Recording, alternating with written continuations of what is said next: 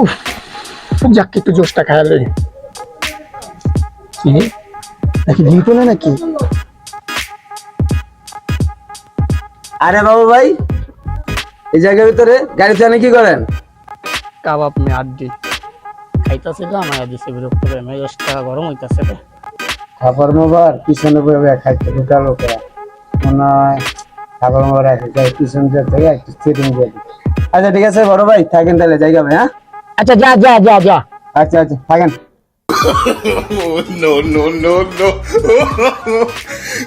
কাবাব মে আড্ডি গেছে। ওকে যাক, আরে জোশটা গরম হয়ে গেছে গা।